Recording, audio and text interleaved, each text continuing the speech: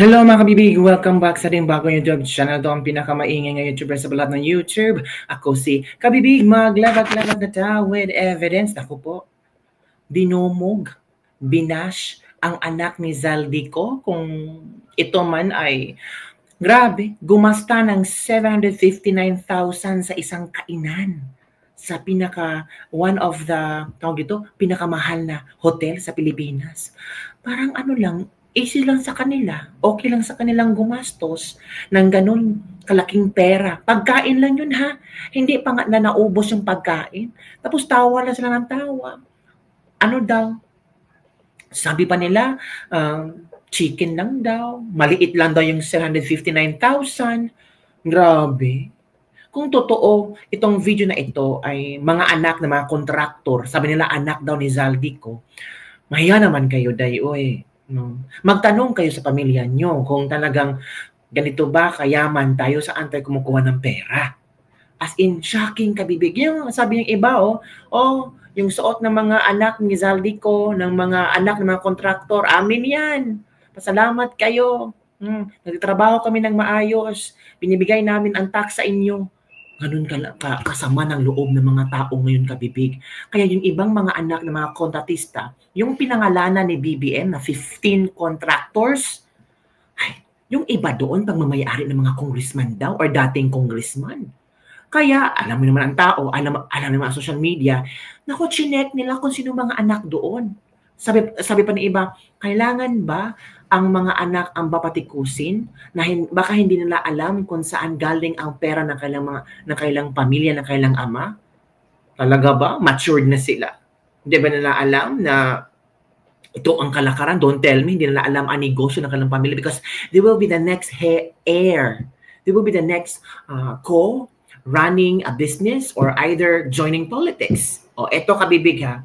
Ito yung trending na video ngayon na kung saan ang mga netizen ay talagang nasindak, na-shock at kinukumpara pa nila kay Kitty Duterte. Kay Kitty Duterte mga kabibig. Sabi ng ilang bashers, ay, tingnan mo si Kitty, tinatago lang yung mga magandang bags. Takot magpakita ng mag-shopping ng milyones. In fairness, si Kitty nagtatrabaho yan, nag-live sa TikTok. So wag niyong ikumpara si Kitty sa mga anak ng mga kontratista at mga politiko. Kasi nagtatrabaho si Kitty. At yung perang ginamit niya, dugot pawis ginagawa niya, pagpapakapal ng mukha ang ginawa ni Kitty sa social media para lang makalikom ng pera, makasave ng pera. So wag niyong ikumpara si Kitty Duterte sa mga iba na mga anak ng politiko, mga nepo babies. Diba? So ito kabibig yung video ngayon na talagang pinag-uusapan. Wait for our kabibig. I-share ko muna kabibig ha. Ito na. Ito daw yung kabibig. Yan. Feeling ko mas mura dito. Talaga? 500. It lang 500. 500K? 500? Mura pa yung 500K? Sure. Okay. Tililing. Grabe no, mura lang yung 500K sa dinner? Uy, grabe.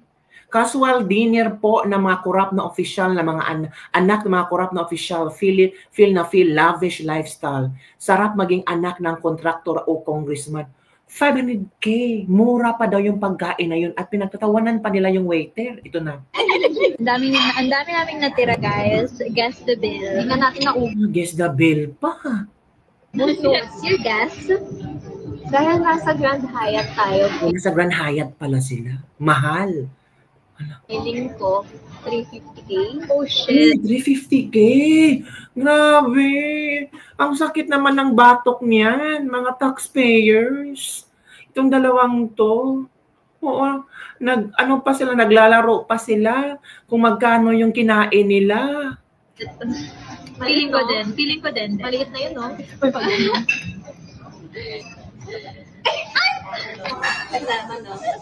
Swerte talaga ako palagi. Yes. Alam mo, both tayo mali. Bakit? Ang liit ng mahula natin 759,000. Shit! Uy, maliit pa yung 500,000, 350,000. Nako. Tapos 759,000K ang binayaran yung pagkain. Uy, nakakalula. Grabe. Nagpapanik ako, shit. Nanginginig ako sis, Barya. Barya. Barya lang daw yun, my goodness. Barya lang daw yung 759,000 mga kabibig. Barya lang sa mga taxpayers yun. Uy, parang sumakit yung bato ko manood ng videong ito. Sorry. Kami na to. Feeling ko mas mura dito. Talaga? 500. Gigil ako. Ito 500k. 500? Yeah. Sure na yun. Sure na. Okay. Tililing. Ang dami naming natira, guys. Guess the bill. Hindi na natin naubos. So, what's your guess? Dahil nasa Grand Hyatt tayo, feeling ko 350k. Oh, shit. Feeling ko din. Feeling ko din. Maliit na yun, no? Kasama, no? Swerte talaga ako palagi. Oh. Ano paper ticket? Yes, go. Alam mo, both tayo mali. Bakit? Ang liit ng mahula natin eh. 759,000. Shit! Nagpapanik ako, shit. Nanginginig ako sis, Barya. Barya. Sorry. Kami na to. Feeling ko mas... Barya. Sila na daw yun. Pwede kayo na. Tapos last word, daddy. Diba ano mo yun, daddy? Parang ang daddy nila ang magbabayad. Ala, grabe mga kabibig. Diba? Nako, kaartihan in the highest level. Their parents taught them to build strong stomach.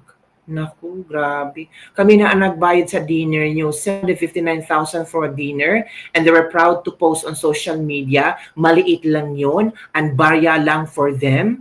Wow! Kung walang makeup ang mga ito, ano kayang itsura? Mga anak ng salot, sabi ni Farah Dakay Koysuna. Squamish naman ang attitude, di ganun galawan ng real born with silver spoon. Ang mga kinain nyo galing sa nakaw from Helen Alonso. Mga anak ng kurap, dinner lang, tumataginting ng 759,000, barya lang. Shame on you. Napaka-lavish naman. 759k, meal lang nila. Kawawa sa inyo ang mga Filipino. Arte-arte, social, hindi bagay. Anak pala kayo ng magnanakaw. Hoy, grabe naman si Lynn Escania Bautista. So yun po ang mga komento ng ating mga netizen.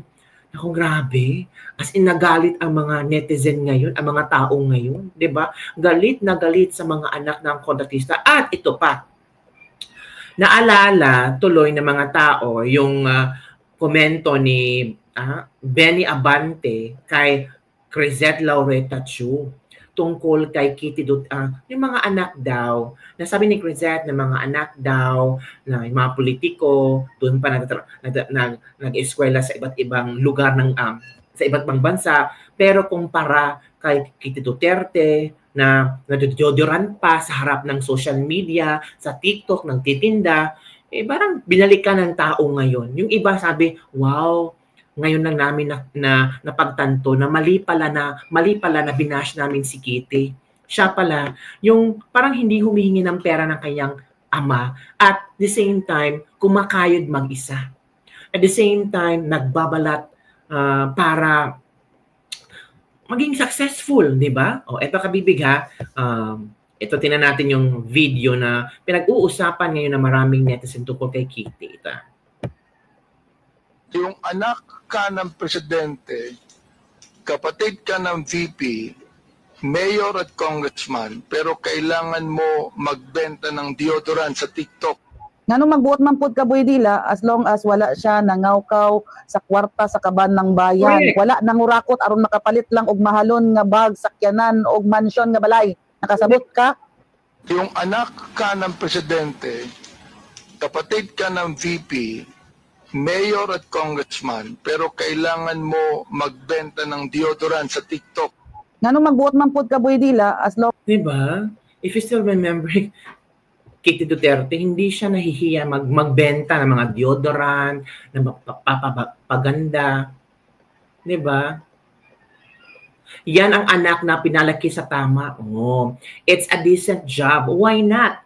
O diba ngayon, nakita na natin kung sino ang nakakahiya sa inyong lahat. Lumaki si Kitty na hindi spoiled. Busa, wag niyo ikumpara si Kitty sa mga spoiled na mga anak ng kongresista. At least naning kamot si Kitty, di ba? Morning batasan ni pastor, patabi-tabi, pakialimero, chismoso pa. Mas okay na nagbenta-benta si Kitty ng deodorant, pati kilikili na kita. Kasi yung anak ng mga politiko na magnanakaw, hindi mahayang lumamon ng pera ng taong bayan. Hoy, abante, walang ninakaw si Kitty. Lahat ng kanyang pera, pinaghirapan niya. And in fairness, yung nana niya, si Miss Hanelet, may maraming businesses. Oh, balikan din natin ulit yung mga video ha. Kasi trending ito si Abante, 'di ba? O ito kasi yung video noon ni Kay Chu ni Crisette kung saan tinanong si Crisette hinggil sa post ni Crisette tungkol sa mga anak ng mga politiko. Let's listen to this one. Oh, wait for a while, parang there's something wrong. Okay, Crisette Laurita Chu, ito na. Okay. Makapagpapaligaw ng mata niyo kaya. Kapatid ka ng VP, mayor at congressman, pero kailangan mo magbenta ng deodorant sa TikTok with matching actual application of deodorant sa kilikili mo because sayang ang pera para may pambili ka ng luho. Samantalang ang anak ng mga congressman lang na kung sino-sino nag-aaral abroad sa Europe at Switzerland at walang alam sa buhay, akala hardworking lang ang kanilang mga magulang. I would like to understand this. I would like to understand what you feel about this. Now you tell us right here in this committee,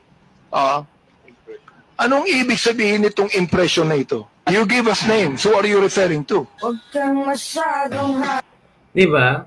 So ngayon, binalikan ng mga tao itong video na ito at sabi nila, ay tama pala si Crisette Laurita Chu. Sa nangyari ngayon sa mga flood control project, tama pala ang kayang komento. Tama pala ang video na ito.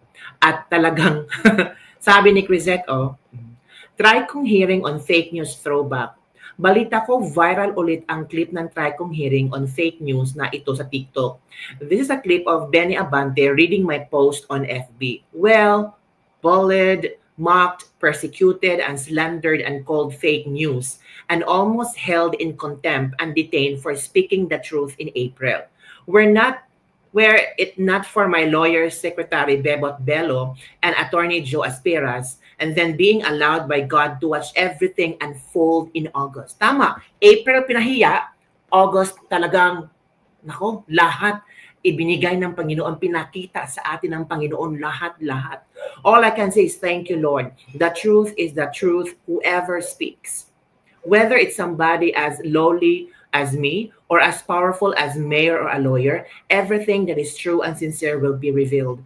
All you can do is pray for protection and guidance and courage while the universe corrects and balances itself because it always does. Yun mga kabibig. Binalikan ng mga tao itong video na ito. Lalo na trending ang mga Nepo babies. Diba? So yun kabibig. Yun ang trending news ngayon kung saan grabe marami ang nagalit sa mga anak ng mga Parang parang ang mga anak ng mga congressman ang tinitira ng mga netizens ngayon. Nako, ano kaya ang pakiramdam ng mga congressman ngayon? Or yung mga kontratista, ang kailang anak ang tinitira. Ito pa ang video kabibig na ating panoorin. Grabe. Ang dami mga nag-react tungkol dito. Ano po? Ito Ito na. So, pakinggan natin ha.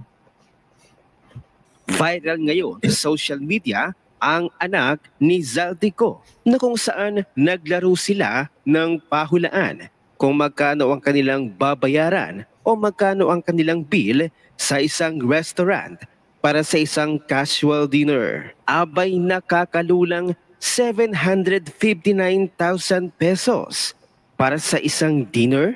Wow! Napakayaman nyo naman, girl. Kaya tila nagkatotoo ang sinabi ng isang certified DDS na si Ms. Crisette Laurita Chu na ang anak ng presidente, kapatid ng Vice President Sara, ay nagbebenta ng deodorant sa isang app. Simpleng pamumuhay, hindi magarbo. Pero ang anak ng mga congressman abay nag-aaral sa ibang bansa, sa Europe, sa Switzerland at wagas kung makapaglustay ng pera Tama. na akala mo'y galing sa kanilang dugot pawis at pinaghirapan, pero galing pala sa pondo ng taong bayan. In April this year, what I said comparing Katie Duterte and her hustle and the excessive children of congressmen studying abroad almost got me detained by Benny Abante at the TRICOM hearing. But my target of the insult were the congressmen. The anti-Dutertes laughed at me when I cried my pretty tears. Today, young kids are saying exactly what I said back in April, but they're targeting Claudine Co and other children of congressmen, not the congressmen themselves. And honestly, I'm conflicted because sometimes these kids don't know the details of their parents' corruption. Seriously, as I said on that post, sometimes they think their parents are just hardworking. But I also feel there's some sort of karmic justice working. Correct. Kasi these politicians steal so they can give their children a good life. But if their children are being online, get insulted physically, get mocked, and they have to take down their accounts, what good life is there to have? These kids are probably so stressed already. The kind of stress money won't be able to take away. At ito na daw ang simula ng pagbagsak ng mga constructors, baby. Lalo na itong si Prinseso ng buong Pilipinas. The fall of the Nepo. So yun kabibig, yun ang laman ng videong ito kung saan talagang sinang-ayunan ng mga tao na bumatiko sa mga anak ng mga congressman. Kaya kabibig, ano ang iyong komento hinggil dito? Don't forget to like, subscribe, and share this video para sa mga latest trending news na ating pag-usap-usapan. Bye everyone! See you next time!